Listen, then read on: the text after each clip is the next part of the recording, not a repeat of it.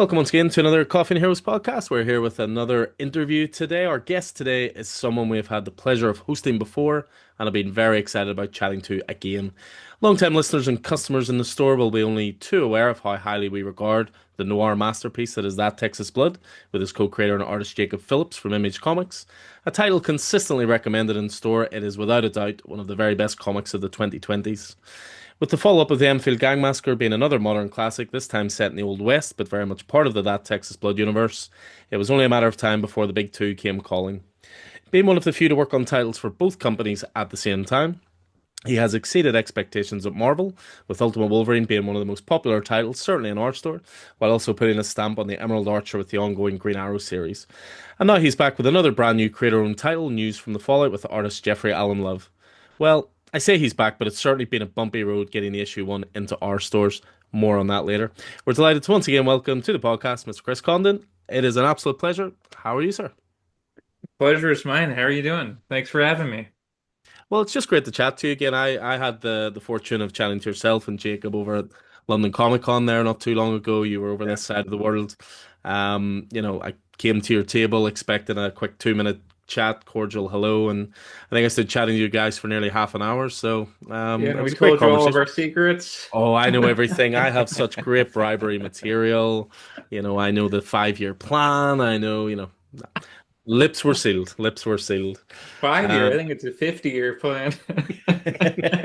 The rate we're going. well, we'll certainly not delve too much into how you got started in comics and everything. As I say, you've been with us before. Anyone who's listening can certainly go back on our podcast feed when we interviewed both yourself and Jacob. That wasn't Early, yesterday. early December 2020, man. The world has changed. That was this is episode 275, I think, and whenever it goes out, and that was episode 114. That's like 160 episodes, Alan. Yeah, Yeah, I was a sprightly that's man in my crazy. 30s back then. Yeah, a childless, sprightly man in your 30s. A childless man in my 30s, yes, very much so. But yeah, anybody who wants to go back, go and listen to that. It's a great conversation with Chris and with his co-creator and artist, as I say, Jacob Phillips. But is it fair to say you feel much more established in the world of comics now as opposed to then? Yeah, I do, and it's funny because I still hear the term up and coming all the time, and I'm like, how long am I going to be up and coming before they consider me part of the medium? But yeah, I definitely feel more comfortable in what I do, and I try to be true to what I was doing initially, in writing Texas Blood and the Enfield Game Massacre, the way that I did it. I've tried to bring that into doing the big two work that I've done, and both DC and Marvel. Um, and a big part of it also is, finally getting to meet other creators, and actually feeling a part of the community and talking to readers and really, that was the best part about it because when we talked in 2020, obviously everything was still, I'm pretty sure, locked down at that time. Yep. And if it wasn't completely locked down, it was semi-locked down. So you still weren't, going out and, going to concerts or whatever. Um, like you could even in 2021, and going forward. But I did my first festival in 2021. Came to the Lakes International Comic Arts Fest, which I'm actually going to again this year. So did your podcast again. I'm doing that again. The Time is year a of circle. it's the year of circles. Um, and so it really, I definitely feel much more comfortable as a creator now than I did then because I was still sort of I'm still blown away by what I get to do. It's even when I get frustrated with things, I have to kind of step back and be like, I get to play with toys for a living.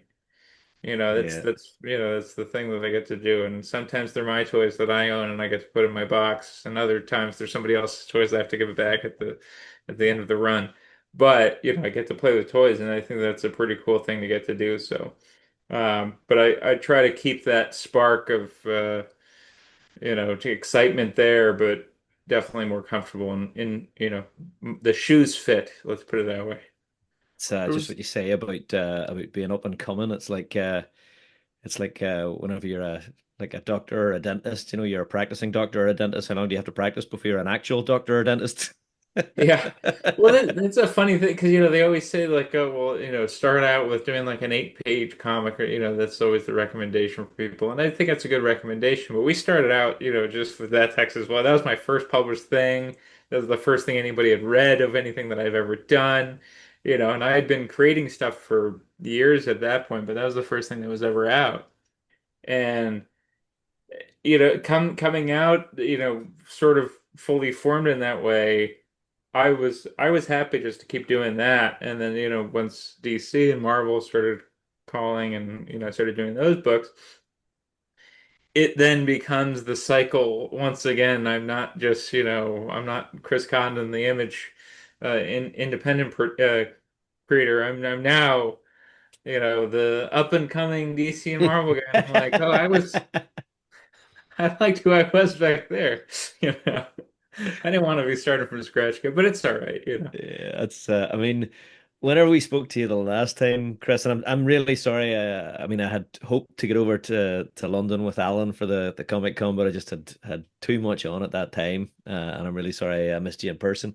But I mean, at the time that we first interviewed you, I think we were maybe a couple of issues, maybe only the first issue into that Texas Blood, something like that. It was very, very early on, but since then we've had three fantastic volumes of that Texas Blood, each which was completely different from the one previous, and yet maintained the theme and maintained that connective material, and while still being very, very distinct. And then, of course, you guys went back to the Old West with Yeah. the Enfield Gang massacre, which would again maintain that connective tissue to that Texas Blood, but told a different story. What was it that kind of made you guys go, "Oh, yeah, Old West, here we go"? Uh, you know, the Old West is so. I mean, the boring answer would be that Jake read the back matter in issue 7, and I asked him to draw a little thing of the Enfield gang for that back matter in issue 7 of that Texas Blood, and he said, "Are we ever going to see that?" And I was like, well, we could. And that's like really the truth of it was that, Uh-huh. just kind of keeping that in the back of our minds and be like, well, let's do volume 3 and then we'll do a spin-off after volume 3. And that was really the boring answer. But I mean, I've always loved Westerns, and so when Jake, floated that idea, this was an idea that I had for a long time, and I sort of just dropped the idea in there because I think it's fun. But I had this idea for this Enfield Gang massacre that there would have been this sort of big bloodbath thing that happened in Mm. the history of Ambrose County. I didn't really even know what it was at that time.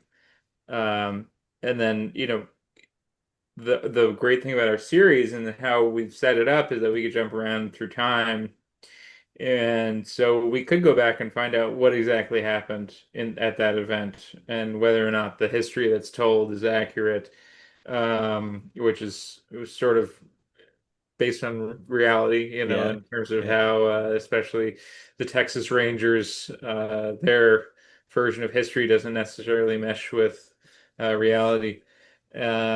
And so, yeah, so it's great fun to get to play in the West because the West, I mean, I grew up playing, Cowboys and Indians, Cowboys and Hmm. Robbers, and it's like there's nothing more Yeah. American than that, I think. And so getting to do that, but then getting to sort of explore it with a modern lens, a crime tinged lens, something that has emotion and character in it, I think.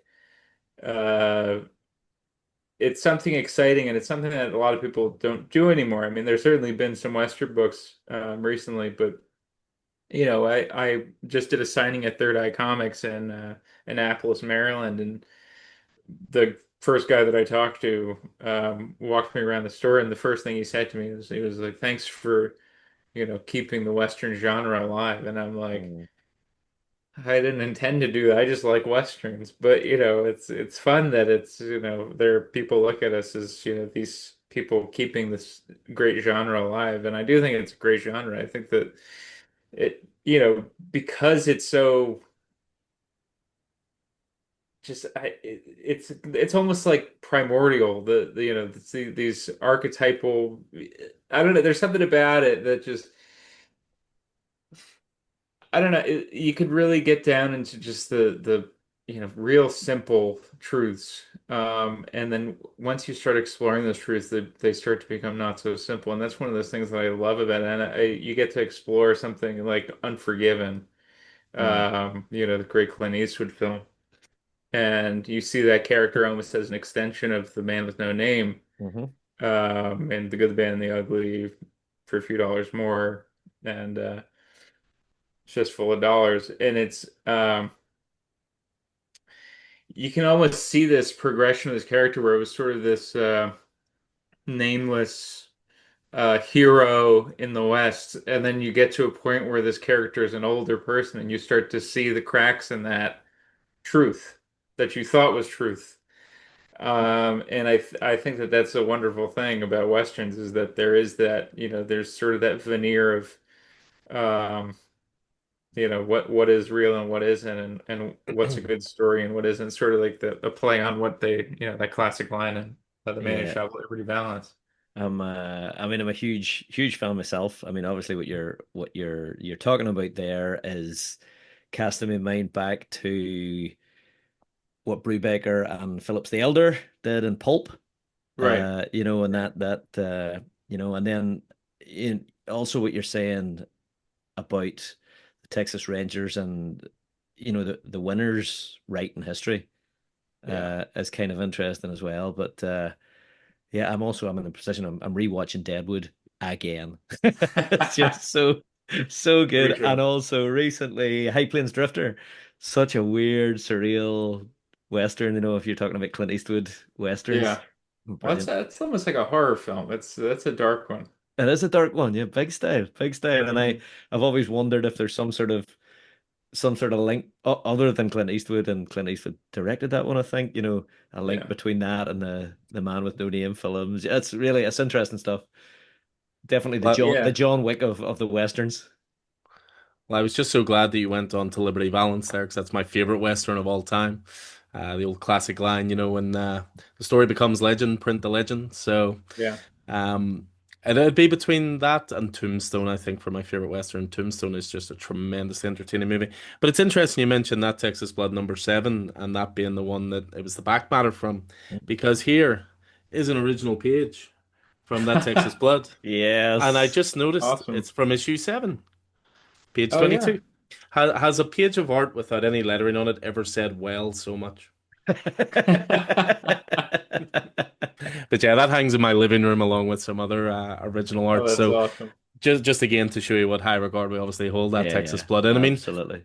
obviously with talking about Enfield Gang Massacre specifically as well, whose idea was it for the paper stock that you did for the series? Because that genuinely added an extra element of care and class to the book. It just gave Big it that style. perfect Yep. old-fashioned pulpy feeling. So was that Yeah. an easy decision to make or a joint decision? I mean, it was an easy decision to make. I don't remember who it was originally, but we definitely thought it would be cool to do it on newsprint, pulpy paper stock. And it may have been Jake kind of, I don't remember exactly um, whose idea it was. But anyway, but we had to check with Image first because we didn't know how plausible it was. So it was an easy decision for us, but whether or not it was plausible was another question. So we went to Image and asked them if they thought it was possible, and sure enough, they said yes. It's actually only a few cents more, which if you For a few talk, dollars more. yeah, there you go. For for a couple copies, it's a few dollars more. But yeah, so they basically, they made it seem like it was very plausible, and they sent us a copy of the Frank Miller Presents Ashcan, which also was printed on the same paper stock, and we looked at it for about 2 seconds, and we already knew we wanted to do it, so it wasn't really that big of a it wasn't really that big of a leap for us to go yes. And so we said yes, and then we again wanted to with the trade wanted to keep it as that same kind of pulp feel to it. And now on Reddit we find people saying, "Why was this printed on bad paper?" And then me Oh. and Jake I have to hold Jake back. He's like, "Let me at him, let me at him," and I'm no no no no. Oh, the joys of Reddit. But It's one of the reasons I no, but never go on it. it's great though because he didn't have to say anything because it was on whatever the Reddit thread was, but a bunch of people commented on it that that was a creative choice by the creators to evoke a feeling, and Hmm. you know and most people got it. I would say aside from that guy, I would say most people got it and loved it, and that was honestly a big draw for a lot of people was that paper stock really made it feel like an authentic piece to them. Yeah, big style. And and that hopefully that's something that we're doing with Noose and the Fallout as well with our back matter and the sort of world we're creating and all that. So it sort of feeds into everything I'm trying to do. And I mean, paper stock and the old-fashioned pulpy feeling aside, more importantly, I mean, and if you're able to tell us, maybe you can't, when can we expect a return to Ambrose County? Well, so we're definitely returning. We were thinking about, I think when we saw Alan, we were talking about possibly November.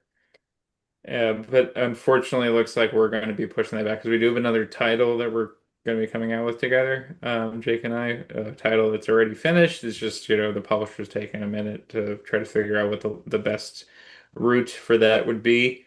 And so I think we're eyeing a June release now of next year. Um, and that 7 months. was sort of 7 months. just, yeah, it was so the theory was that because it's already been so long, we're like, what's another couple months? And then the other part was that, because of this other title, which that actually got pushed back. So we were theoretically that title was supposed to come out in December, and then that would mean so that's 6 issues. So December to May, and then June to December would be Texas Blood. So we were thinking we'd have a full year Yeah. of titles. Um, Unfortunately, that the other book is now pushed back a little bit further, even. But we're still sticking to June just because we like the June release for that Texas Blood because it also lines up with because then the title is June to November, and then we can do the Christmas issue Yeah. in December. So it lines up perfectly for us. Because we were, I mean, doing it in November, we were planning on doing, I think, a May issue, which would have been, I still wanted to do a holiday special. So we would have done a Memorial Day special, which would have been we would have done like a war story or something like that, Hmm. which we still may for the Christmas issue. It just um, it depends on where you kind of fit things in and all that. But yeah, we're looking forward to it. I can't wait to go back and get to hang out with Joe Bob again. And it's really weird because like I sometimes like I don't think that I'm uh you know, that I have some gift for precognition. But with Green Arrow, we came out and then like a month in, the CEO killing happened in New York. And that was kind of what our story was about. Mm. And then with this, with all this stuff with Iran and seeing the similarities with the Iraq War, our next Texas Blood arc takes place on the night the Iraq invasion began. Oh, wow. So it's like it's one of those weird things where I'm like, I don't know, maybe I should just stop. Life imitates art. So about those Um, lottery numbers, about those lottery but yeah, numbers. so it's set in 2003, and we get to see a lot of the characters that we met in the first arc of that Texas Blood. So we get to see Oh, Cutner again, and Randy and his brother Travis, and kind of get to see that sort of that gang, I guess wow. is what you might call it, in its prime.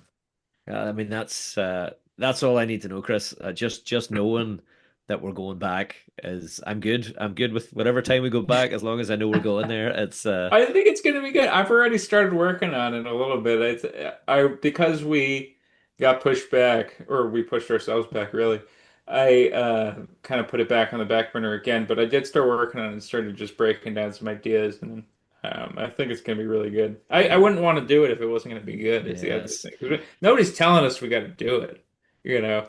we're doing it because we want to, and we would be doing it if it was just the two of us in a room, you know. Yeah, that's the best reason. Like that's the best reason, and that leads Yeah. to, I think, probably the best work. You know, if you want to do a thing rather than because you have to do a thing. But I mean, I'm on this podcast, it's me that usually brings up the idea of world building. World building is my raison d'etre for reading comics and that, and just what you guys are doing in that particular territory, in that little county, that semi fictional county, the history of the people, the place, just Hmm. fantastic, fantastic. Thank you. Yeah, I And mean, the I love music exploring playlists that as stuff. well. Oh Yeah, yeah, absolutely. that was one thing I was thinking about doing for News from the Fallout, but I felt like if we did something a little different, so we came up with this idea of doing this website. So, try to keep it in that there's an extra piece outside of the comic. But whether, it's a playlist or what it is, sort of change that up because you don't want to do the same thing over and over again, you know? Yeah, I also, I feel like you deserve a little bit of recognition on that whole playlist thing because, the first place I saw it sort of really that it really meant something was in that Texas Blood, and there's a lot of folk have used it since. Yeah. It's fun. It's funny that, like Junie Ba did the pulp paper for Monkey Meat, the most recent one. And he reached out to me and he was like, What should I ask for?" And I was like, "Just tell them you want exactly what the Info King Massacre was." Um, but it's fun to have an influence, in any regard on the industry. And I mean, if we are having an influence on them, I mean that's kind of awesome. Even in going into doing the big two work that I've been doing, like with how I approach doing Ultimate Wolverine, like obviously it's certainly going to be divisive for some people because I think some people expect a certain thing when they read a Marvel comic.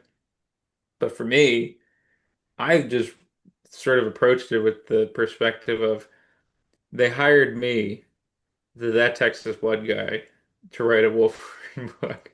So how would that guy do it? Not how would Marvel writer write this book. So I really tried to bring me into it, as much of myself as I could put into it. I try to do that with everyone, and whether or not it actually resonates with people. I mean, it seems to. I just saw the numbers for June. And issue 6 was in the top 10. So we were at number 6 in the top 10, which just means that each issue has been in the top 10 every month that Mhm. it's come out. And I mean, sure, we could, deduce that it could be because it's Wolverine, which it probably very likely is. But, also I think that we're doing something unique with the book. Sorry, the dog. Bub. I just saw Superman last night too. And I Oh, was I come. was so excited because Crypto is a crazy person, just like my dog. Uh, We haven't got a release here yet, so less Yeah, said is remended. I'm off We're this Friday in the IMAX to see it, so Friday evening. yeah, As I soon as was. the tickets went on sale for the IMAX, I basically messaged my mum and said, "Do you mind watching Alfie on Friday night for a few hours?" And she wrote back, "Yeah, that's no problem at all. Is everything okay?" And I literally replied one word, "Superman." And then she was like, "I understand," and booked the tickets. So, Yeah. I'll not ask you for too many thoughts on it, but is it a thumbs up or a thumbs down? Oh, I loved it. I thought it was Excellent. great. That's what I like to. I'm just gonna say this. I dangerous territory, dangerous territory. What's he going to say? no, I haven't seen a bad James Gunn film, so I don't know why people would expect it wouldn't be This good. has I always don't been know. my thing. Yeah, I've always said the guy managed to make you emotional about a tree that can say one word and a, Yeah. biomechanical raccoon. He can do something with the oldest superhero of them all. Yeah, So I don't know. It to me, it's like even if I don't love a film that he made, I at least find it entertaining. And I gotta say, Superman, it worked. And when it worked, when it got emotional, and it certainly hit me in the feels at one point. And but it was just so fun and everything that I would want a Superman movie to be. And now that just think about this. I mean, we're so spoiled. We have Mr. Terrific. in a movie. T-spheres in a movie. It's like, what is going on? Like, this is crazy. Guy Gardner in a movie. They're not leading with Hal Jordan. They're leading with Guy Gardner. It's crazy. And I love it. It was really cool. I don't know. It really worked for me. And Lex Luthor is amazing as a villain. Really villainous, really dark. But for anybody who says anything about that, I'll just, remind them that Luthor squashed a couple cops by subway in the first film. So Superman the movie. So that one's pretty dark. I think people forget about that part. Yeah, yeah. Well, we'll move away from that before you get into too many spoilers. But obviously, you bring up DC, you bring up I Marvel. didn't say any No, spoilers. you No, no, don't. no, no, no, no. We just don't want to give you the chance, Chris. We don't want to give you the chance, or I hear you. I'm the kind of person that I watch the first trailer and that's it. I don't Gotcha. watch trailer two. I don't watch TV spots. I don't watch YouTube accounts with freeze frame accounts and Yeah, yeah, yeah. speculation. If a movie has already sold me, then I don't need to see any more of that movie until I see the movie. Yeah, so Couldn't no, imagine. really, really looking forward to it. So it's great to hear some positive feedback from someone whose opinion I would respect. So, but yeah, no, I mean, obviously with all that talk of that Texas blood, and that was your, you just went straight out of the gate. Forget about the 8-page story format, straight to a book. Was it the fact that you manifested that book into reality and it became a success? Is that why did Marvel and DC come calling to you, or did you go to pitch to them? I mean, what can you tell us about that process? Yeah, I've been really fortunate in that every time I've worked for Marvel or DC, it's been them reaching out to me. And the few times that I have reached out to Marvel and DC, I hear nothing. So, because you always hear from people that oh, here's this editor's email, you should email them and try to get work. And I've had tried to do that on occasion, but at the end of the day, my goal in writing comics was I never set out to go, let me write Superman, let me write Batman, let me write X, Y, or Z. I really went into it thinking, let me tell my stories. I have stories to tell, I want to tell them. This is how I want to do it. And so I was happy being an image creator and just doing my own independent thing. And was just kind of focused on that. And, Marvel reached out to me about doing a Crypto Shadows story in 2022, I believe, and then that was the first thing I did for them, and then I didn't do another thing until 2024, where I did two. I did another Crypto Shadows story, and I did a one-shot Daredevil story, and then in that time period, also got asked to do Ultimate Wolverine by a different editor, Will Moss, who I didn't know at all. Um, and yeah, he just found my email through Lauren Amaro, who's the editor who got in touch with me for Crypto Shadow. And then same thing with Green Arrow. And before that, even with DC, Chris Conroy had reached out about doing Harley Quinn, a short story. And I asked if I could bring Jake on board, and they said yeah. So I had Jake on board for that, and that was great. And then, Shorter was like, well, maybe something else will happen. And I was at a con in Ithaca, New York, and got an email from a guy named Chris Rosa, and asked if I had any interest in doing more work at DC. And I didn't know Chris Rosa actually. I looked him up and I saw the titles that he had done, and I was like, okay, so he's legit.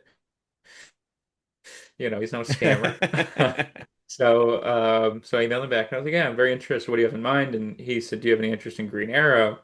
And I was, by the time I got that email, I was back home and I literally had the Snowbirds Don't Fly issue next to me because I just bought it at the shop.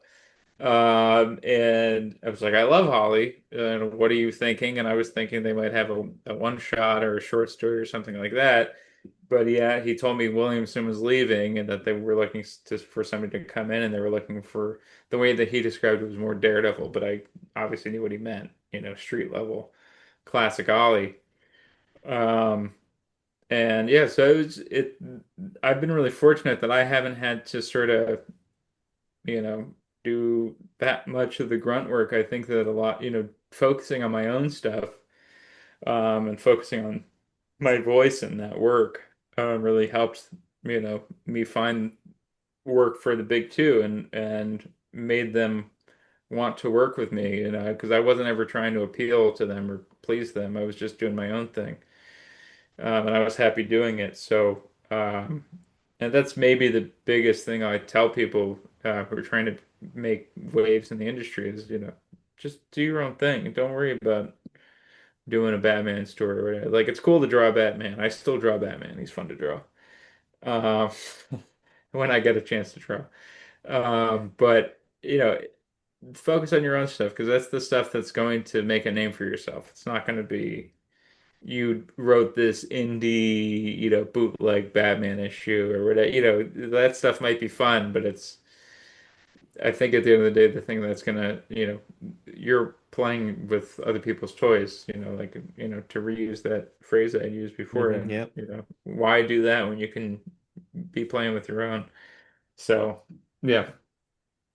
Yeah. And I mean, certainly, I mean, I guess in terms of Ultimate Wolverine, they contacted you. Did you then pitch the idea for that version of Wolverine, or were there certain details that were immutable, certain details that were set in stone, and how much input did you have into that big machine that is Marvel and the Ultimate Universe? Yeah, I mean, I really had all the input in the world. They really didn't have anything for me aside from Dennis had put a skeleton, an adamantium skeleton in See what you did Ultimate there? Yep. Universe. And Will said that he on purpose covered what weapon it was. And he said, you can ignore that, you can use it. And I was like, well, I feel like I have to use it to some extent. So, but that was really the only thing that he really told me, and then aside from that, I mean, it was just, the idea coming into it was I really love Barry Windsor Smith's Weapon X, right? I think that's so in my mind, the Ultimate Wolverine story was already written. And so, and one of the things that I like to do is kind of play with history and, the history of comics and like to do things that are sort of in conversation with the history of these characters. And in this new universe, I was thinking, well, what if we did like sort of a play on Weapon X? And then Will had floated the idea of maybe we could do something with the Eurasian Republic because there's already mutants there, and it makes sense if we wanted to do something about that. And I was just sort of offhand on this phone call, this very first phone call, I was like, well, what if we did maybe he's like the Winter Soldier instead of Weapon X? And then I literally was like, well, let me see if I can come up with something better. And then I went away and I couldn't come up with anything better. And the story changed a little bit here and there. There was some fun stuff that landed its way into different things. But some of this, it's just so fun to get to play with this universe and get to kind of build things up and, sort of think like, wouldn't it be cool if, and then, and then actually get to do it and get to see it drawn and it kind of sucks that it's, there's some stuff that I think is awesome that I can't talk about yet because it's not out yet.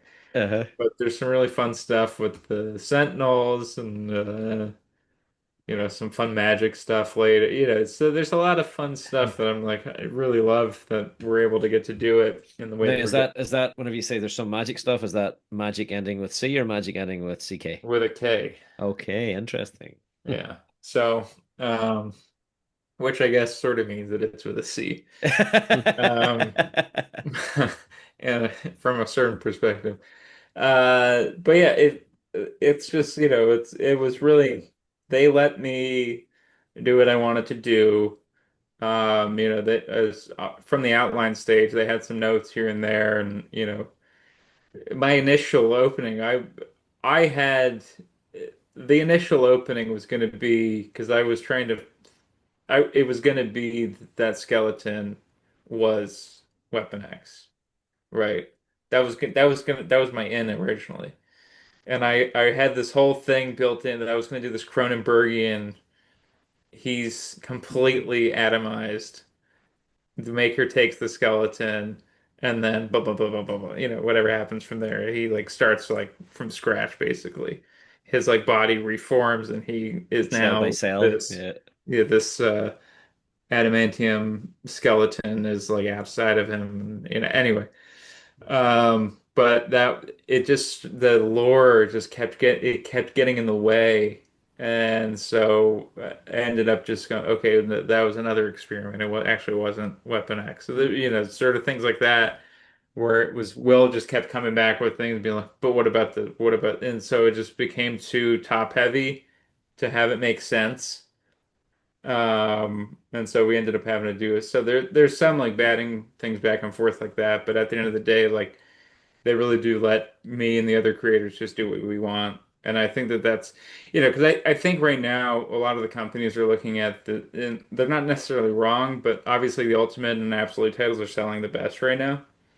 And I hope that they get the right messaging from that. And it's not just that they're doing Absolute and Ultimate titles. I think what they're doing right in those titles is that they're picking great creative teams and they're letting the creative teams do what they want. So it's creative freedom and creative teams. Those are the two things that are working for those titles. It's not just the fact that they're, you know, reprogrammed Wonder Woman, reprogrammed Batman, reprogrammed Mhm. Superman, reprogrammed Wolverine, you know, it's that they're letting people do what they want with these characters. And I, you know, when I was growing up, that was the name of the game, was when somebody came in to do the title, they did their thing, and it was really Yeah. cool. And I feel like the maybe it's the corporatization of it all sort of gets in the way of it sometimes. And I just hope that that's, you know, something that people keep in mind going forward. You know, these companies keep in mind because I do think that it's, you know, I think that this speaks to the strength of that strategy, and just letting people, you know, run. And I've been really fortunate that, you know, DC lets me do it with Green Arrow as well. You know, and we're a great creative team on that. Me and Montos and Adriano Lucas and Haas and now Buddy, who's taken over from Haas. So I think that that's probably the best part about it is just the strength of the creative teams.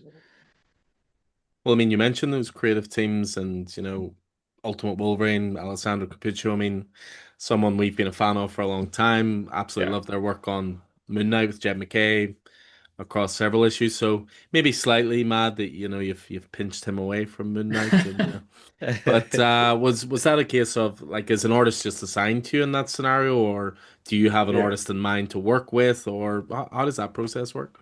Well, okay, so yeah, so working with Marvel, they control that process. I tried to throw things in. At one point, I tried to get Jeffrey Allen Love in to do, my initial conception was that we could do these feral sequences, and Jeffrey Allen Love would do those feral sequences.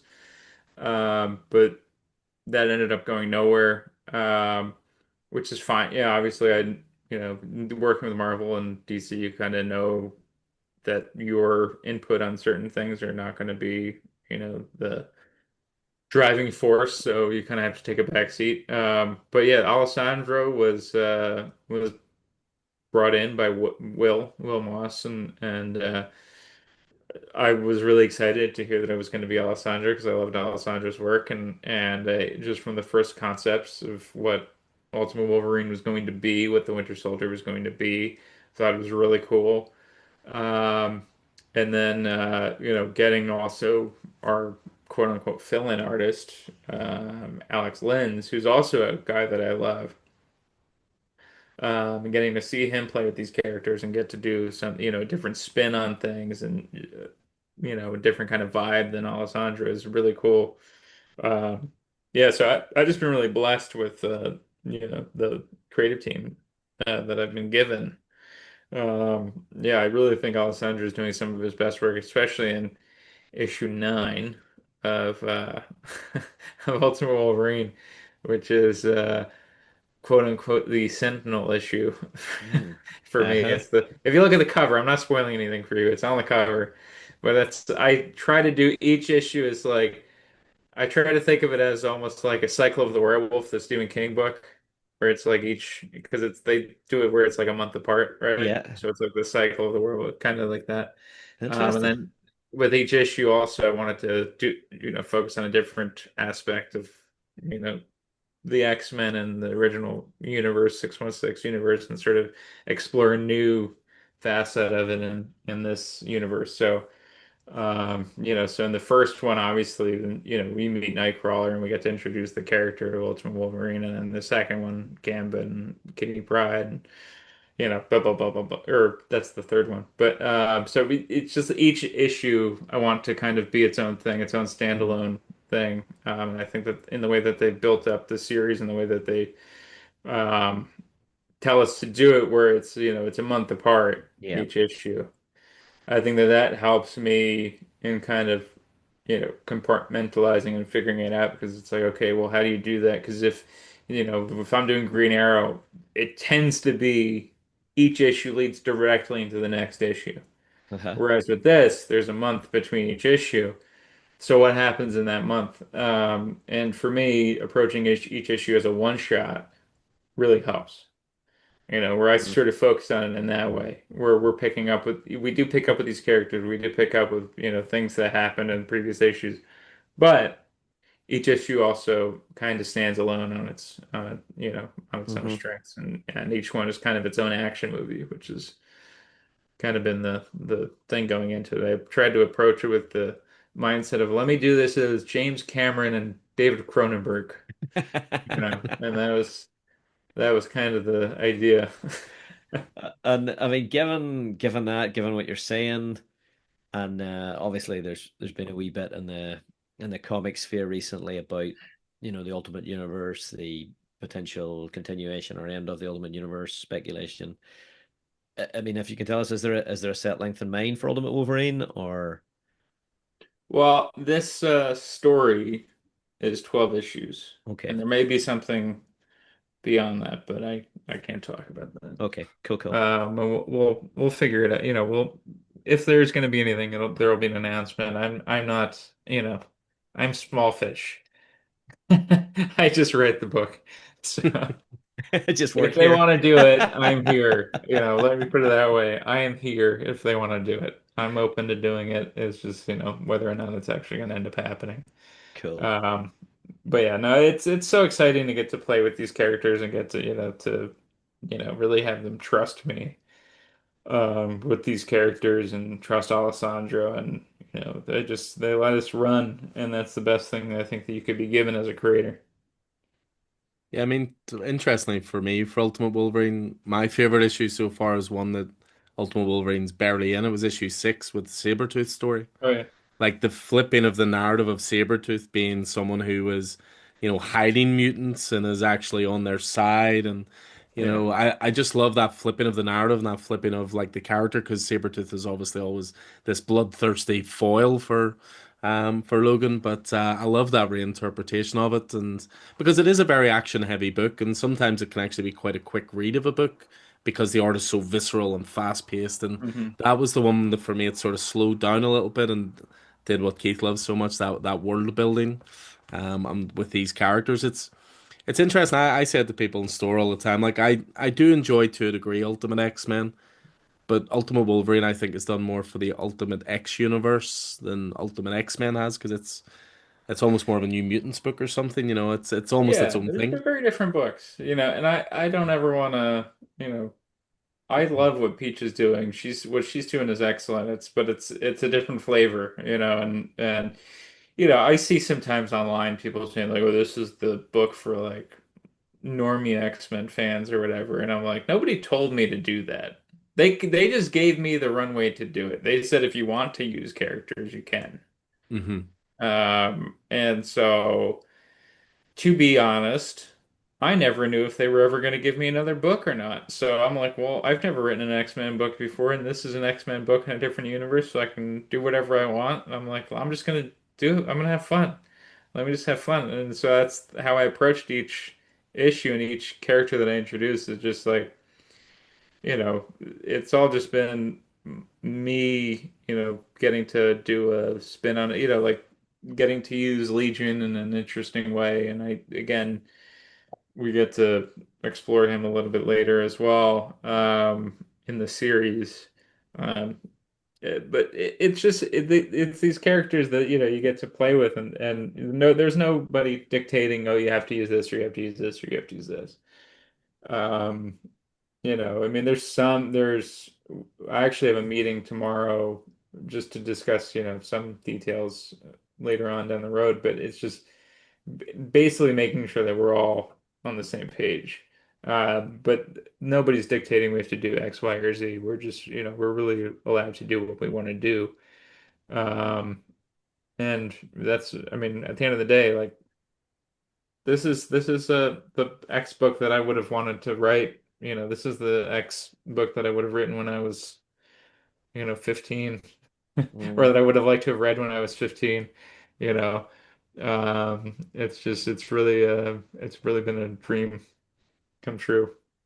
I mean, that's really nice to hear, for folks who maybe worry that there's too much editorial control, too much corporate control, especially in the big two, to hear that you have that sort of creative freedom Yeah, I mean, as I'm a sure there in some books, if you're doing like Amazing Spider-Man or Captain America, I'm sure that there's some sort of oversight. But I mean, even there, I mean, I feel like hopefully, again, what they're learning from this last year of doing these books, um, and I mean, it goes even back further than a year, but especially in the last year where you had all these absolute books, as well. I mean, I hope that they just see that, just let's let these creators go, trust the and I think that's creators. where Yeah. you're going to get the best work. Mm. Well, I think you make an interesting point there about creators. I mean, we've always been the kind of store that we preach creators rather than characters. Yeah. We'll say to people, you enjoyed this book that was written by such and such. Here's their other work that was drawn by such and such. Here's their other work. I mean, it's interesting. Sometimes with titles, creator changes can be as much of a jumping off point for people for a title as it can be a jumping on point. And obviously, the whole All In initiative was all about here's your starting point. You can jump into a story. It doesn't matter if it's issue 17, etc., etc. And you talk about creative teams. We had a few people who were ready to jump off of Green Arrow, one of which may be on this very podcast with you. But when they saw you were on Green Arrow, the numbers went up, and people were like, "Oh, damn it, I have to stay on this now." So I think the creators are, you need to push the creators front and center because it's their interesting takes and their voices that you're hearing through those characters. So, yeah, as I say, you're the work you've been doing and the library of titles you've been building. People, that is a name now. People look out for, and an up and coming name, if you will. Sorry, I had to throw that in there. Um. But yeah, no, I mean, with DC and Marvel, obviously you're on Ultimate Wolverine, as you say, 12 issues, maybe a little something else, um, and then you're in Green Arrow for the foreseeable future. Is there any other DC or Marvel work lined up you can talk about, or is everything very much hush No, hush? I can't talk about anything, but I'm I'm gonna be doing another Marvel title next year, and that'll be out in either March or April next year. I haven't even I have the story plotted out, but I need to actually sit down and write it. And yeah, so that's I don't know when they're gonna announce that. It might be New York.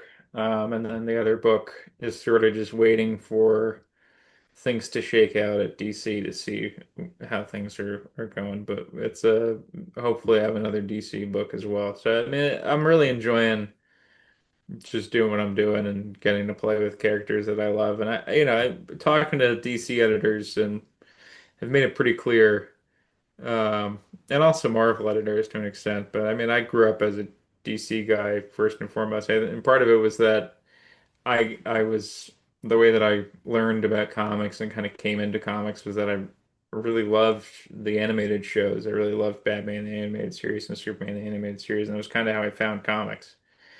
Um, I was attracted to. I really loved comic strips growing up, and really loved the character of Batman, obviously, because everybody does. But it was just something, something about the art style really kind of, attracted me to it. And, we had a comic shop in town and wandered into the comic shop, and all of a sudden it was like I stepped into my own brain. I'm like, what is this wonderful thing? And, nobody in my family read comics, so I was kind of this loner, collector person, just drawing and reading and doing my own stuff. And yeah, I don't know. Yeah, I don't even remember where I was going with that. Where was I going with that? Give me my track back. I don't remember where I was going. Well, we're going to move away from that anyway because we have to talk News from the Fallout. So Yes. you were kind So enough funny. to let me have access to the first three issues. Obviously, when we were chatting over at London Comic Con, I devoured all three. I'm not usually a digital comics guy. I read them the odd time just to get a sense for a title, but I'm very much a paper guy. I love my first experience to be that way. Yep. Um, and I thought it was thoroughly excellent. I have to jump in with a little bit of a personal story here because we had a certain amount of people on the title. Once I'd read it, I doubled my orders. And I to give you some context on that, I've more copies coming in of News from the Fallout than I do Walking Dead Deluxe, as an Oof. example. But I want to throw out a personal story here for why the comic industry is so great and the people who work in it are so great. So Diamond UK are the bane of my existence when it comes to getting titles. Their customer service is great when things are missing. They do deal with things usually very They quickly, are but going through a bit of a thing at the and minute. they are going through a bit of a thing, absolutely. But I ordered 20 copies and zero arrived. So 20 on the invoice, zero arrived. Now, normally when that happens, that's fine. You report it. They arrange replacement copies. They come the following week. But then in the week between that being reported and my next delivery, I saw a little news article saying news from the Fallout print run has sold out.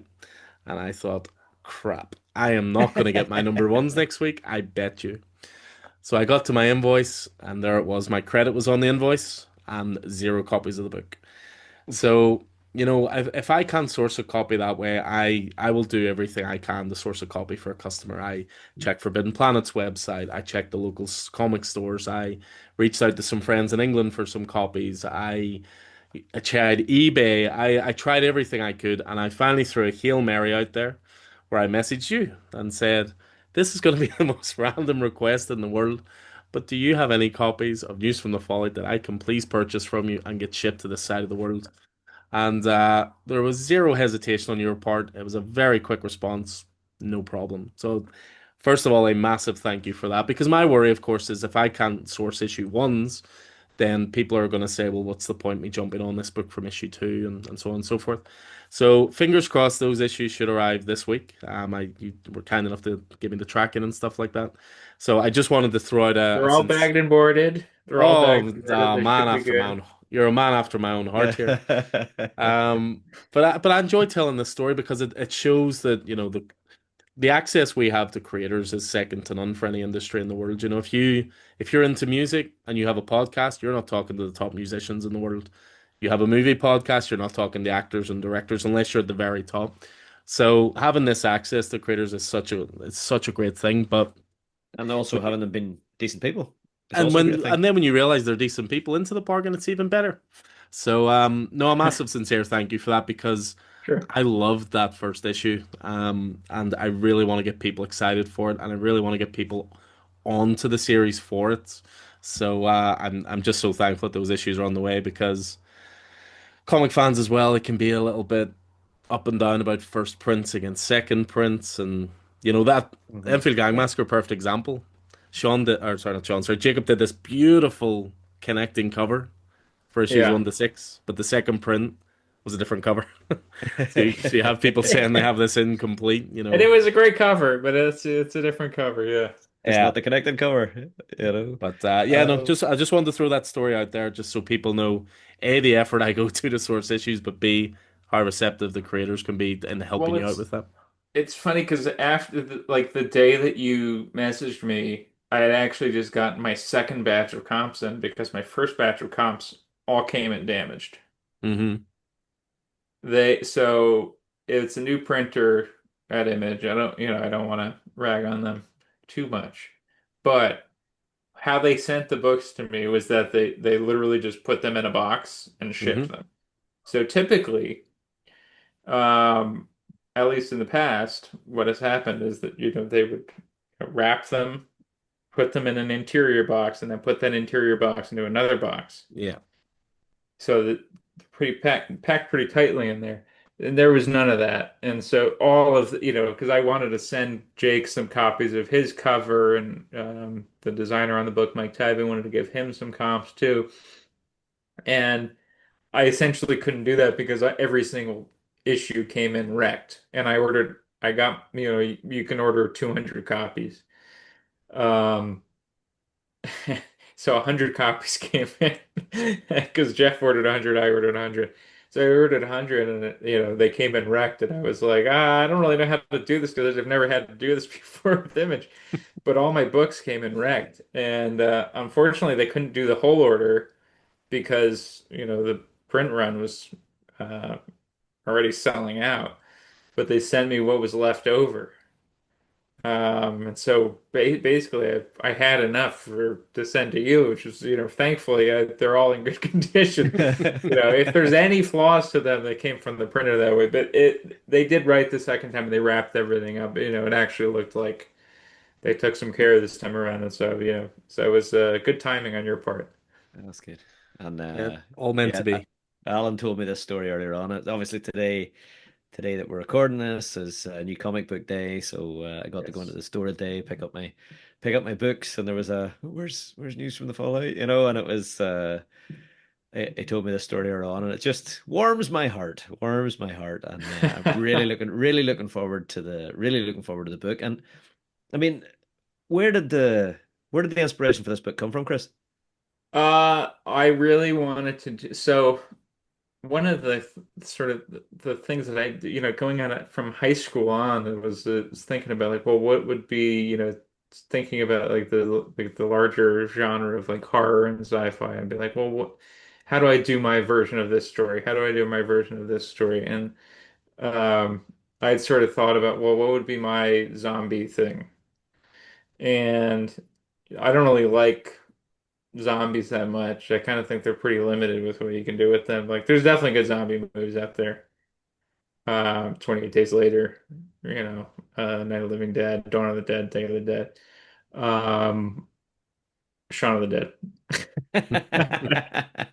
Um, so there's definitely good movies out there, but I was like, well, what would be my take on it? And my initial in was to do something more akin to Stephen King's The Mist, and it was going to be set in rural Northeast somewhere, and I was going to do something along those lines. And then just over the years, the idea stuck, the title stuck, which was News from the Fallout. It was always News from the Fallout. And I just at some point, maybe it was when I was doing Texas Blood and just kind of working in that landscape in the desolate desert landscape, and just sort of think, well, it makes sense to do it as what if we did like something with a bomb test that goes wrong? And so then that got my brain working a little bit. I'm like, well, okay, so what if that was the thing? Because I don't think I've ever seen a zombie movie where that was the start. And so the way it worked out actually, and it was by accident, it was always going to be set in 1962. It was always going to be pre-Kennedy assassination. Um, and it actually worked out where in 1962, that's actually when the US stopped doing above ground missile testing. Yeah. So this is one of the final tests. And so our in-universe story is that this is why above ground missile testing stopped. And so it's sort of fun to get to play with like a real world scenario, but in a different sort of light where there was something that went wrong and what happened when this went wrong. Um, and so that was really the idea, was just kind of doing it that way. Um, I was actually gonna do, I actually approached Aftershock about doing this after Hell's a Squared Circle, and thank God I didn't do that. But the idea at that point was this, with the missile test is at 1962. Um, and then Jeff Love and I started talking because of issue 20 of Texas Blood. He did a cover for us. And he had reached out to me and said, "Hey, if you ever have any like comics you want to work on together, like let me know. I'm trying to do more comic stuff." And I was excited by that. He's got a really unique style. I love his style. I thought it would be really cool. Initially, I was thinking of him for a different story, but this story presented itself, and I was like, well, you know what? This should be really cool in black and white. I was treating it like a old black and white film, and it already had shades of Invasion of the Body Snatchers and Night of the Living Dead and all those sorts of Carnival of Souls, and So I was like, let's just embrace that and go with this. And that was really where the idea came from was that. First of all, I'm disgusted with myself that I mapped out these questions to chat news from the Fallout and that Texas Blood and Ultimate Wolverine, and I did not bring up Hell is a Squared Circle as a massive wrestling fan. I love that book. I have a graded copy of that book. Frank Avia did a 1 to 25 for it. Yeah. So I have that graded, got a 9.8. Wrestling Noir. There needs to be more Wrestling Noir books. So I just want I to throw want that to out do there. more. I'm talking to Oni about possibly doing more one shots because I did the goddamn tragedy for Oni, and obviously when you release a one shot with, and this was initially my idea at Aftershock, but obviously Aftershock crumbled. Um, I guess they didn't really crumble, but they crumbled Hmm. to me.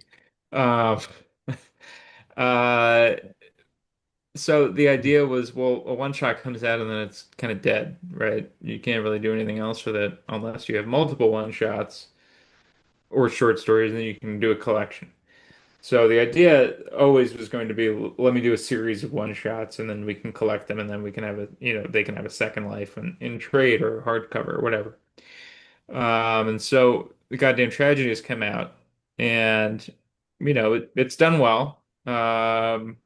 We sold out and did a second printing, and then that sold out. And we did a third printing, and so that's been pretty cool. But again, once it's out, and there's only limited life. So the idea is to do more one shots, and to do them in different genres, and do our own sort of stories and kind of brand them almost in a John Carpenter's blah kind of way, whatever. And so I would write all of them. We'd have different artists in all of them, and then we would collect them later on. And so hopefully we could do something like that. I would love to get the rights back to Hell's a Squared Circle to reprint it. But at this moment, they're still controlled by Aftershock. I have to ask if you're excited for All In this Saturday. Of course. I love I bringing up just I wrestling just because watched my Lions Den match, the Owen Hart Ken Shamrock shirt from SummerSlam 97 or 98, mhm, which was the first wrestling uh event that I went to in Madison Square Garden, Highway to Hell, not a Stone bad first Cold. place to go. Not a bad Stone first night Cold at all. versus Undertaker. We were literally the last row. I was so that was 98, so I was 7 years old. When me and my friend when Stone Cold won, we threw our hands up and with our belts, our foam belts, and our hands hit the ceiling, and we were tiny. So that tells you how high up we were. Yeah, my first wrestling show was when I was 12 and it was in Belfast and it was WWF and it was Undertaker versus Sid Justice was the main event, and no one hardly stood through the whole show. But as soon as those guys came out, everyone was on their feet, and they were still Yeah. so big you could see them above. But I just love bringing up wrestling the creators because Keith has less than zero interest, so it's just funny to watch him squirm. But yeah, I managed to go to the last two all-ins. They were both in London, but this year it's in Texas. Forbidden Door is in London this year, but I will be welcoming the birth of my second son a week after Forbidden Door, so it's just a bit too close to go to this year. But Well, very much congratulations. thank you. Very much looking forward to all in. But yes, more wrestling noir, please. There's yourself, and there's a British creator called John Lees who does Yeah. Sync, and he did a really great book. It was for AWA Studios, which was basically Macbeth, but in the wrestling world, which was very, very good. I mean, Daniel Warren Johnson did an all right job too. And do a power bomb. Oh my Yeah. God, what a book. Yeah. Daniel Warren Johnson and I'm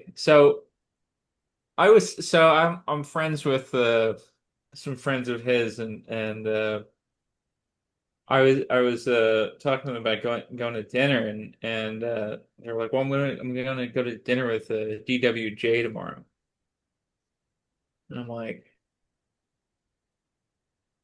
I'm not gonna push it. I was like, if you could get me in like involved, I would love to. And I wanted to say thank you. He's doing a cover for News from the Fallout, which by the way, we've just been completely just like blessed with the covers. So I mean, just to go through the covers, we got Jacob Phillips, we got James Herron, we got Leslie Herman, who doesn't typically do covers.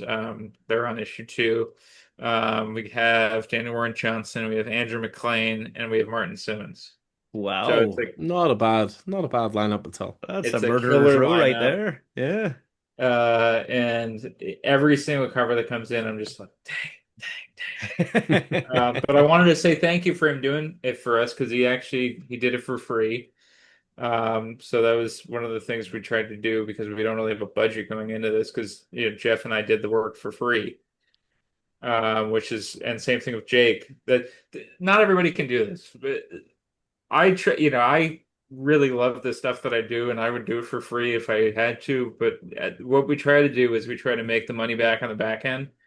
Um, and with Jake and I, we were able to do it completely on our own, and then just hopefully make some money on the back end. And luckily, we sell enough that we do make a little bit of money on the back end, and that's how we make our page rate.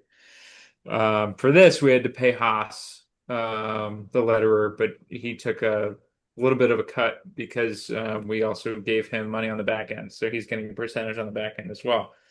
But for everybody else for the covers, we kind of went in with we can offer you this much, which is a fairly low rate, but it's an Image indie series, we're paying for it out of pocket. Or we could do a trade and Jeff will do a cover for you. And so like 9 out of 10. Well, I guess like 5 out of 6. We're let's go we'll do the trade. We're so fortunate to get that. And I mean, Jake and I occasionally we're really lucky to get Greg Smallwood, who just did it for free. We asked him to send us his invoice, and he just goes, "Nope." So I think Another it Wow. just example of goes. what is so great about the comic industry Well, I was and going to say, I think that's it really goes to show just how great this industry is and how much everybody just cares about the material that they're putting out. And when something like, you know, Diamond collapsing and screwing people over, you have to be pretty darn shady in order for that to happen, in order for Mm. people to talk bad about you. I mean, that in this industry, everybody just wants to hold everybody up. I don't. There may be some competitiveness. I don't really feel competitive at all with anybody. I really feel like I'm part of just a part of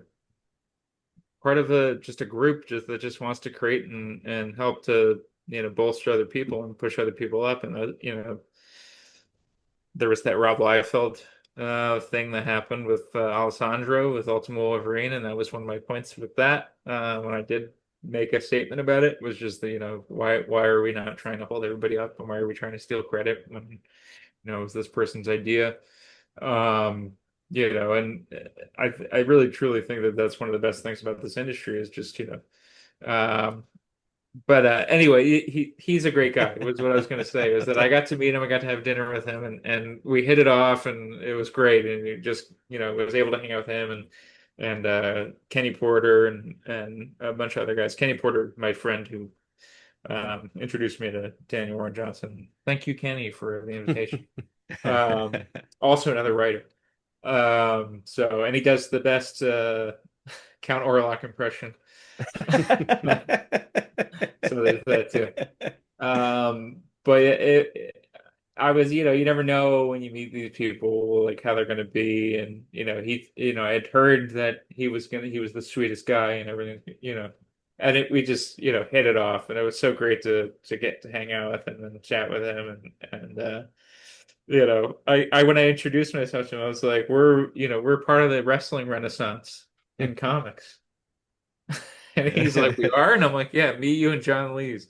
I'd love to pick his brain sometime. Uh, He wrote a great column at the back of the first issue of Do a Powerbomb, which was by becoming a dad in those late night feeds, he got back into wrestling through New Japan Wrestling because that's what was on at the time of night. It reinvigorated his love and this and that. So yeah, I'd love to pick his brain sometime with it. But we've just got one or two things just to finish off with, but we'll certainly circle back quickly to news from the Fallout. I mean, I want to throw out some love, of course, for the artist Jeffrey Allen Love. I mean, he's an artist that I think I must have slept on or something. I haven't seen an awful lot of their work before. But when I saw News from the Fallout, I was blown away. I think I described it to you at the time as Ben Templesmith meets Frank Miller era Sin City. You know, that use of dark blacks, the use of minor details to distinguish between characters, but it's got that sort of Ben Templesmith sort of look as well. I mean, you know, you said there was a different project that you maybe had in mind for them. What was it about News from the Fallout you thought, no, this is the one? Um, I don't know. There was no real. I just wanted to do this one. I don't know. This was an idea that I had that I thought would be really cool, and I wanted to do. I don't know. They're both that would have been great. But I think at the end of the day, I think that this story was kicking around longer for one thing. Hmm. That story, which I'm planning on doing with a different artist now at this point. Maybe I can even just tease it's with Charlie Adler. I'm working on this project with Charlie Adler now, Ooh. so hopefully that ends up happening. But so um but this project, it was, I think, just the black and white of it, the grittiness of it, the locale. I thought a lot of it worked in Jeff's favor, in terms of what his style was and what he was doing, and I thought also the sort of uh the way that the setup is, where for a large portion of it you are locked in a diner with some characters. You get to explore those characters. I thought that'd be really great for him as a storyteller and an artist, to get to kind of show his chops, because that's something he hasn't really been able to do before. He's done graphic novels before. Hmm. This is his first direct market comic. Um, at least interiors. He's done covers before, but that's really it. I mean, he had like a Absolute Batman cover and other Batman covers and stuff like that. But this is the first time he's really doing a narrative, because his graphic novels are almost like tone poems. He refers to them as like ambient music, where they're sort of in this like uh, vast wasteland, and you're kind of following this fairy tale character as they go about Hmm. this wasteland and meet various characters. And there's no real narrative. It's just sort of like things happen. Um, this is the first time that he's really kind of has like a straight narrative, that he's working with, and he's really doing a lot of character work. And one of the most interesting things to me about working with him on it, I mean, I wrote it obviously, and then the panels were the way that I wrote it, but I didn't even envision it in the way that he did it. In issue two, there's this great page where I believe it's the first page, because each issue opens with sort of a prologue where we delve into the past of characters in the diner. Um, and when we go back to the diner, there's this sequence where we see, the characters, each one of them in a little box at the bottom of the page, which again I had written, but I just sort of was like, let's just see reaction shots from everybody.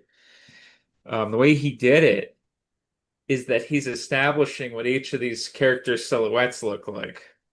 So when you see them later on, they're established by their look, by the side of their head. So you can see that, oh, this guy's got a broken nose and he's got a cigarette in his mouth. This guy's got a pipe and glasses. And this other guy, he's got these very particular kind of glasses, and this woman has these hoop earrings, things like that. That Hmm. it's almost like looking at a stop sign or like a pedestrian sign, or something like that, where you're looking at the symbology, this iconography, and that's what's driving it. And it's so interesting to me to see that, and to see how he tackles it, and then that's affected my writing going forward with it, in trying to help him capture those sorts of moments. So I try not to go too heavy on panels, in any particular issue or in any particular page. I try to do as many splash pages as I can, just to give him space to play. And in particular, there's this one splash page, there's a double page splash in issue three, um, that I saw for the first time and thought it was awesome, and then saw it again the second time and go, "Oh my God, that's even more amazing." I'm seeing things before that I didn't see in it, and there's something really cool about his artwork. And I have to say, I mean, I don't know if you're really supposed to be talking about. I don't really know why I can't, but Marvel and DC don't tell you numbers, right? That's Yeah. just the thing that they don't tell creators numbers. But Image tells you numbers every issue that comes, after FOC. You find out what the numbers are, and I think we're doing like really well. It's not like the biggest seller, but it was also a tough sell in the first place because it's a really unique book. It's a really different book. Mm. Looks like nothing else out there. And it's always a risk. But I will say, typically in comics, there is a 40 to 50% drop off from issue 1 to 2, which we refer to as attrition. And then you drop off a little bit further on 3, and then that's basically where you'll be throughout the series. And we've got a 6-issue miniseries. Our drop was significantly less than that, which tells me that people are interested in this book, that people want to stick with the book, and I hope that they find it as interesting, um, going forward. Just, for the artwork, for the story, I hope that people find something interesting in it. Obviously, we're doing stuff with back matter as well. That's, hopefully immersive, and people get to explore that. Um, you obviously haven't read it because it wasn't in your shop, but in the physical version of the book. And this is in the digital version as well, but in the physical version of the book, there's a diner menu, but we added something for the print version later on that we kind of thought would be fun. There's a number at the bottom of that menu. If you call that number, you call Old Joe's Diner. So that's one of those things that we're kind of building into the comic, and then with the website, if you go to the website, if you highlight pages, you'll get like secret messages, and if you click on this one thing, you might hear a sound, or if you click on another thing, you might find a secret page. And if you go to that secret page and you see a password on that page, you keep that in mind because you might find another page later on, and like things like that. That it's just really fun to get to play with, and I think that that's what people are finding interesting about this book is that it's immersive. It's which is the what I wanted to do with it, and we try to do it with that Texas Blood for sure. But bringing that into doing this book and really trying to make it feel fun. Obviously there's that serious subjects as well, but it's at the end of the day we want you to have fun with it. One of the books that I read that kind of opened my mind as to what you could do in the medium was a book called Mind Management by Matt Kint, Hmm. which had messages in the gutters and things like that that I thought was so cool that there was like a story outside of the story. Um, I'm trying to remember, it's been years since I read it, but it was like something like, so, you're reading this comic and then in the gutter it says like, help me. And you're like, what? And then you read the next page and there's another note and it's like, he's coming. And you're like, what is going on? And I loved that. And I wanted to try to bring that into everything I do. And yeah, so anyway, it's just a joy to get to do it. Brilliant. I mean, a couple of things you mentioned there. I mean, it is frustrating, certainly for us. Whenever we're putting out a reviews podcast, and for me as someone who loves to talk about things, backed by evidence or numbers, it would be great to be able to see sales figures of Yeah. books. To be able to talk definitively about how well a thing is doing, sales wise before you even talk about the quality of it. But so it is frustrating. It has been frustrating since I guess COVID really, that they haven't really released any sort of numbers for the big two. That's a big frustration. But that aside, you mentioned that this book is a 6-issue miniseries. Is that like a wary 6 issues? Let's see what happens. Is that your preferred length for this? Could there be more in the way? It's It's six definitive. issues. And it may or may not be tied into that Texas Blood universe. But What? that's, What? that's You're blowing my mind, I can man. neither confirm nor deny it, Okay. but for rights Wow. reasons. But let's just say there's a character who says that he's from Ambrose. Okay, interesting. So, Cool. Cool. Just So we're to going back to continue to and air Ambrose. the then frustration that we don't have our print copies yet. Yeah, it's just teasing us now, so Just Alan. bills on top of bills on top of bills, you know. yeah. So, but it's just, it's 6 issues. I like an ending to a story, and it's I mean, even with Ultimate Wolverine, I think about it in terms of our 12 issue story is the 12 issue story, but Okay, if there's anything beyond that, we could treat it as an epilogue or whatever, cool. or another story altogether. So, same thing with Green Arrow, where it's like each story has an ending. Hmm. So we do an arc, we have an ending, and I like that. And I like that this story has an ending, and I really actually like the ending, and I like that it will be a single volume that will stand on its own. And then, we're already talking about what the next thing we're going to do is because we enjoy working with each other, me and Jeff. So, Class. um, and we're kind of playing around with what it's going to be. I think it's probably going to be a crime thing, but we'll see. Cool. Well, in that case, you'll like this because this interview also has an ending. We get two or three more. We get two or three more questions for you, and we'll let you go. You've been very, very generous with your time, Chris, No and problem. with your honesty and your authenticity. You've already spoken a fair bit about, or certainly intimated about other projects that you have coming up. Is there anything else you can and would like to tell us about while you're here, just for folk to look out to, for our listeners to look out for? Well, there's the black sheep of my comics, which is Fart and Below, which is a comic that I love, but let's just say it wasn't exactly advertised correctly when it first came out. But we're trying to correct that for the trade. It's a fun sort of adventure story with hints of horror and sci-fi and fantasy. Um, and that's issue 4 is going to be out next week. Uh-huh. And then there's a fifth issue and next month that's going to be out. So it's a 5 issue miniseries, and that one is out through Mad Cave. And then I have a book that's going to be announced at San Diego that I'm excited about. It might actually be announced before that. It might be announced next week, and then we'll have a panel. It's through Oni, and I'm only doing one of the issues. Okay. Um, but that'll be announced soon. And then just some more fun stuff down the road, and I just Yeah, can't yeah, talk about it, unfortunately. They only let you talk about so much, yeah.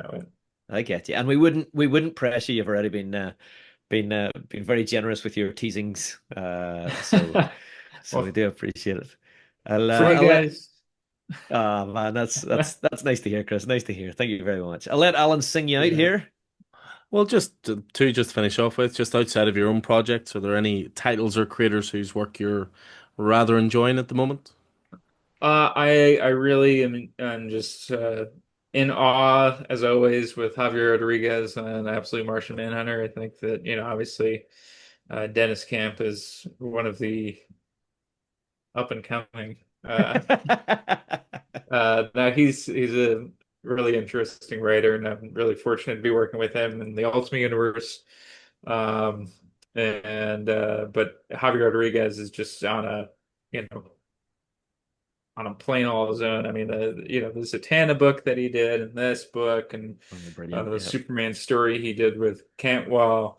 Um, Cantwell's another guy I would highlight as somebody who I'm just, and Dan Waters is somebody that I'm really Are you excited about reading reading their Batman stuff. Dark Patterns at all?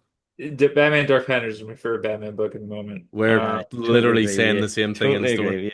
And Yeah, did you, Chris? Can I ask, did you read Cantwell's seminal Iron Man run? yeah, of course.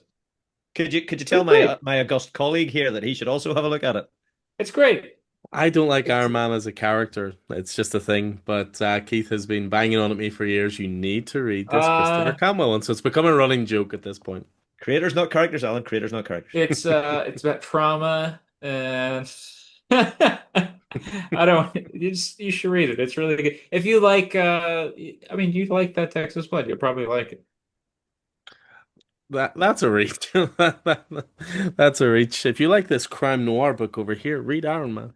Well, But No, I do I think will that respect your opinion. there's similar threads in the two. See, why didn't you lead with Uh, that, Keith? I would have read it years ago. You know what I mean?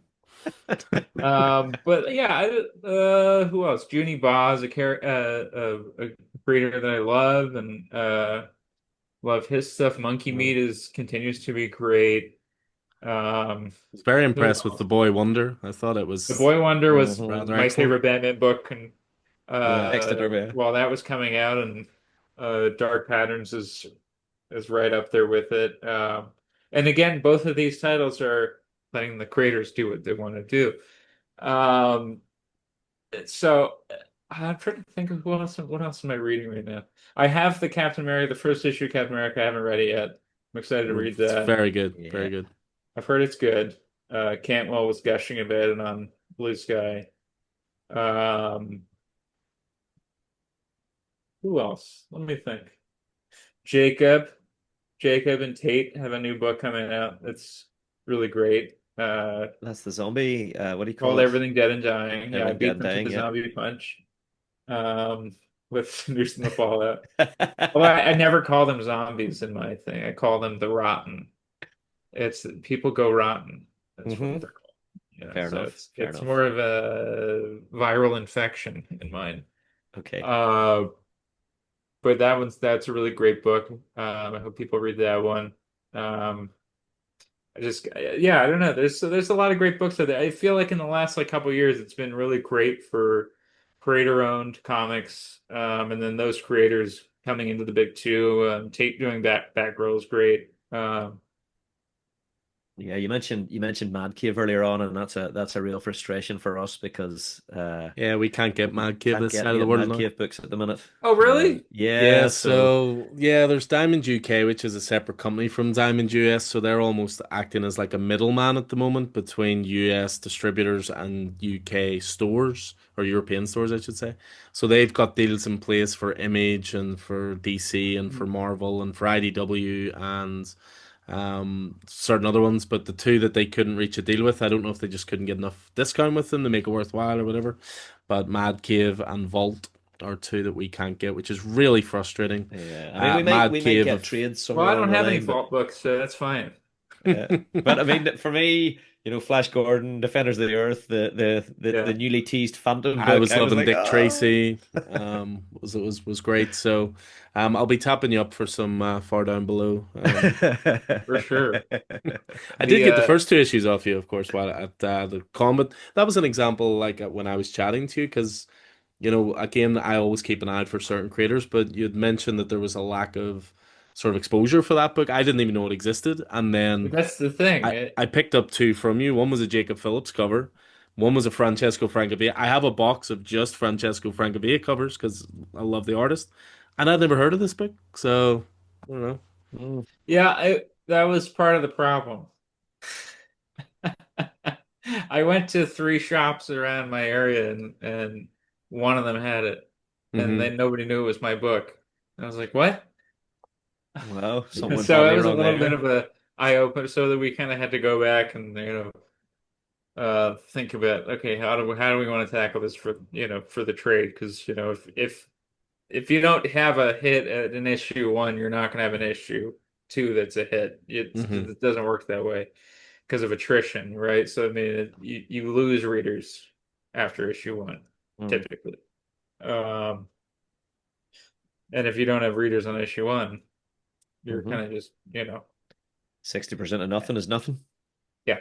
So, so unfortunately we didn't have the readers really on that book that I feel like probably should have had, especially, I think that J.J. Shaw did an amazing job on that book. It's a really unique book.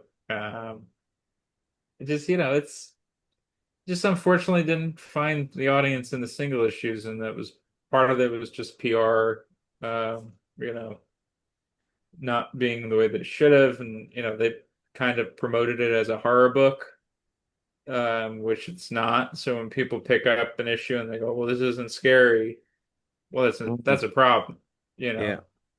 So, and then that makes people feel disappointed. Where it was if we had run with it as I had pitched it, which was Journey to the center, of Eastern Pennsylvania. That was my pitch. I wanted that on the back of every single book issue, and they didn't do it. So it's like, well, all right, so we're kind of missing half of the thing here Yeah. where we're telling people what this book is, what they can expect from it, which is literally that's the point of it. So, I mean those are parts of that's part of the problem. That's one of the things in the industry that you got to think about when you're a creator is, PR. How is this going to work? How are we going to sell this to people, especially with doing image books where it's, you are the PR machine to a large extent, especially when you're somebody like me who's not really on social media. That can be tough.